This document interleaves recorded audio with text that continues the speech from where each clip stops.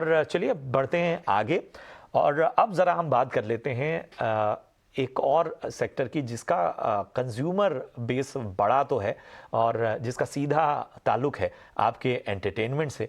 और लगता है कि जो एंटरटेनमेंट इंडस्ट्री है, ख़ासतौर पे बॉलीवुड है, वहाँ पर प्राइस वॉर जैसी सिचुएशन फ़िलहाल नज़र आ रही है। कैसे, आपको हम चलिए बताते हैं।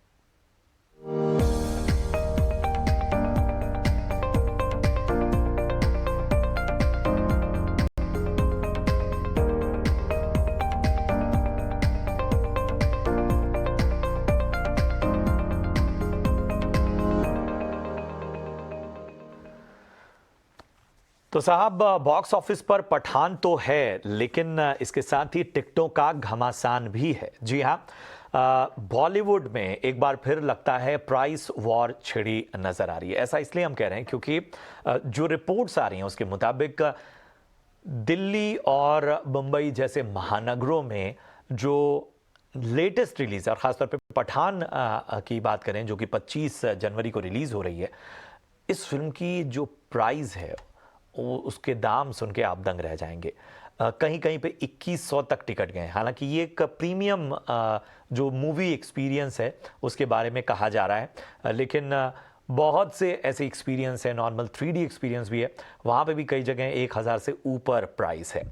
हमने पिछले दिनों भी देखा कि इस तरह की चर्चा हुई थी, और ये चर्चा इसलिए ज़रूरी थी क्योंकि हमने देखा कि बहुत सी ऐसी फिल्में थीं जिनमें दो फिल्मों का ख़ास तौर पे मैं जिक्र करूंगा। एक थी दृश्यम 2 और एक थी भूल भुलैया 2। इन दो फिल्मों की जो प्राइसिंग थी टिकटिंग की, वो बड़ी मॉडरेट रखी गई और इसका फ़ायदा फिल्मों को मिला। फिल्में थोड़ी लॉन्ग रन में चली और उन्होंने अपने कॉस्ट से ज़्यादा रिकवर किया, मुनाफा भी कमाया। लेकिन बहुत सी ऐसी बड़ी फिल्में, खासतौर पे बड़े बड़े सुपरस्टार्स की, बड़े बड़े बैनर्स की, जिनमें बड़ी प्रीमियम प्राइसिंग रखी जाती है। तो ज़रा हम इसको डिकोड करने की कोशिश करेंगे।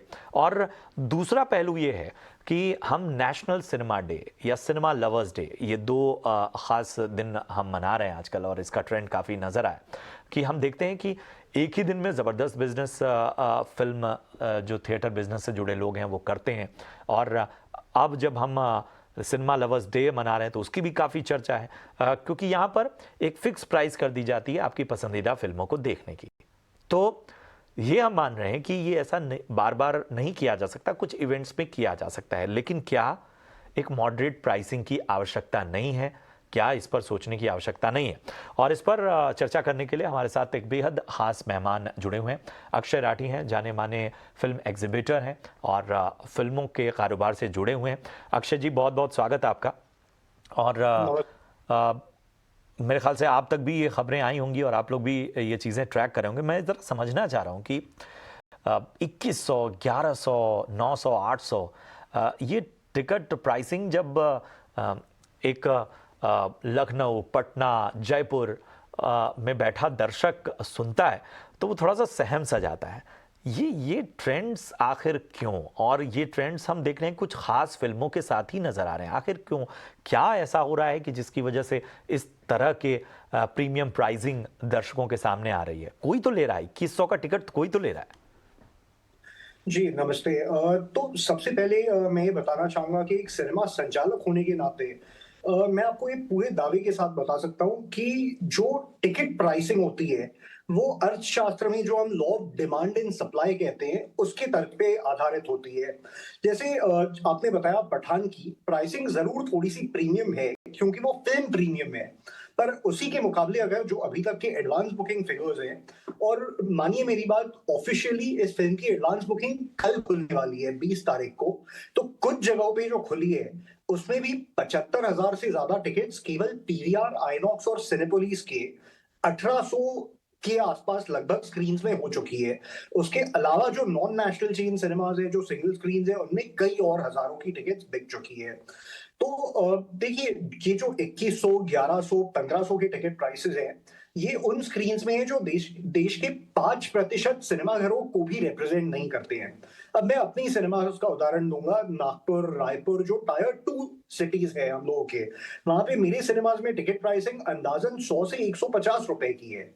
तो हर वर्ग के, हर श्रेणी के दर्शकों के लिए कोई ना कोई ऑप्शन जरूर उपलब्ध है। और मैं तो सही में ये चाहता हूँ कि किसी एक दर्शक से बहुत ज़्यादा पैसे लें, उससे कहीं ज़्यादा बेहतर होता है कि ज़्यादा से ज़्यादा दर्शक सिनेमाघरों में आएँ। पठान, अवतार, भूल-भुलैया, दृश्यम जैसी फ़िल्मों का आपने वर्णन किया। उन फ़िल्मों को ज़्यादा से ज़्यादा तादाद में देखें और एक बार नहीं बार-बार देखें। और उसके लिए बिल्कुल सहमत हूँ मैं आपसे कि एक मॉडरेट टिकट प्राइसिंग होना ज़रूरी है। जो जहाँ तक मैं जानता हूँ कि चलिए पहले वीकेंड में इतनी ज़्यादा गर्मी है पठान को लेके तो शायद थोड़े बढ़ाए गए हैं। पर मंडे से अगले हफ्ते आप देखेंगे कि ये और मॉडरेट होते जाएँगे धीरे-धीरे और दर्शकों को ये फ़िल्म एक बार नहीं बार-बार देखने का मौका मिलेगा, वो भी ऐसे दरों पे जो वो कंफर्टेबली अफ़ोर्ड कर पाएँ। बिल्कुल, बिल्कुल। एक चीज़ और अक्षय मैं समझना चाहता हूँ और ये मैं इस लिहाज से समझना चाहता हूँ कि ये अक्सर कई बार जो फ़िल्म मेकर्स हैं या जिनकी फ़िल्में हैं, फ़िल्म प्रोड्यूसर्स हैं, कोई बैनर है और सिनेमाघर जो मालिक हैं, उनके बीच कई बार इसको लेकर एक तरह की असहमति भी बनती है। जब स्टेक लगे होते हैं, बड़ी-बड़ी फ़िल्में होती हैं, हम देखते हैं कि कई बार ऐसा होता है कि साहब स्क्रीनिंग से पहले तक मामला नहीं सुलझ पाता है, घंटों मीटिंग होती है। ये किस वजह से होता है? और ख़ास तौर पे हम देखते हैं कि बहुत बड़ी फ़िल्में मैं इस बात से इत्तेफ़ाक रखता हूँ कि हो सकता है कि कोई फ़िल्म 400-500 करोड़ के बजट में बनी है, तो हो सकता है उसकी प्रीमियम प्राइसिंग हो। लेकिन उसमें भी कई बार आप सिनेमाघर मालिकों की ओर से भी एक रेज़िस्टेंस होता है। आप चाहते हैं कि वो जो कंज़्यूमर है, वो उसके साथ ज़्यादती ना हो। बिल्कुल, देखिए भले ही हम सिनेमा संचालक हों या फ़िल्म के जो निर्माता हैं, सबका एकमात्र जो ऑब्जेक्टिव होता है वो बड़ा सरल सा होता है कि ज़्यादा से ज़्यादा लोग आ पाएँ और उनके ज़रिए ज़्यादा से ज़्यादा आय हो पाए उस फ़िल्म की जो रेवेन्यूज़ होते हैं। क्योंकि जो रेवेन्यूज़ होते हैं जब ज़्यादा बढ़ के आते हैं तब सिनेमा संचालकों का भी फ़ायदा होता है और निर्माताओं का भी फ़ायदा होता है। तो कुछ फ़िल्में ऐसी होती है जैसे आपने भूल भुलैया और दृश्यम का वर्णन किया। जो निर्माता और सिनेमा संचालक हैं, उन्होंने मिलके ये फैसला किया कि ये उस तरह की फ़िल्में हैं, जो बहुत ज़्यादा प्रीमियम प्राइसिंग पे नहीं दिखाना चाहिए, एक मॉडरेट प्राइसिंग पे दिखाना चाहिए और इस तरह की जो कॉमेडी हँसी-मज़ाक वाली फ़िल्में होती है, जैसे भूल भुलैया है, वो कई लोग बड़े मतलब अकेले या 1-2 लोग नहीं, पूरे परिवार के साथ या दोस्तों के झुंड के साथ आते हैं और उनके लिए अफोर्डेबल रहे और कन्वीनिएंट रहे, उनके जेब पे बहुत ज़्यादा बड़ा वार ना कर दे टिकट प्राइसिंग, उस हिसाब से की जाती है। अब रहा सवाल पठान का, ये फ़िल्म इतने बड़े बजट की बनाई गई है कि इसकी जो रिकवरीज़ है, ये सही तरीके से होने के लिए और जल्द से जल्द होने के लिए ज़रूरी है कि पहला जो लंबा वीकेंड है 5 दिन का, जो वेडनेसडे को शुरू हो रहा है 25 जनवरी को और खत्म हो रहा है संडे को, तब तक थोड़ी प्रीमियम प्राइसिंग रखी गई है और जैसे कि हम देख रहे हैं दर्शक बड़ी तादाद में आ रहे हैं और एनकरेज्ड हैं ये टिकट्स खरीदने के लिए।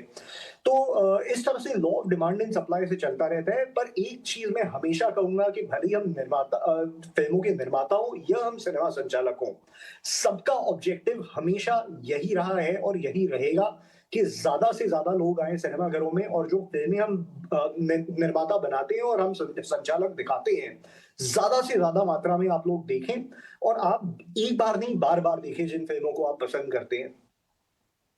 अब ज़रा मैं एक और पहलू पे आता हूँ। हमने नेशनल सिनेमा डे मनाया, ₹75 की टिकट और फिर हमने अभी कल जो है वो सिनेमा लवर्स डे को लेकर भी बहुत बज़ है।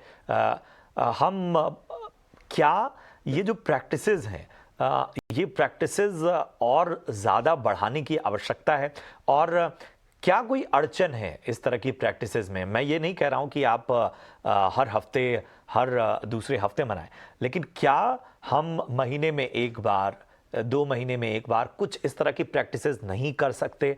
क्या इकोनॉमिक्स इतना ज़्यादा टाइटन हो गया है फिल्मों की मेकिंग और थिएटर बिजनेस का?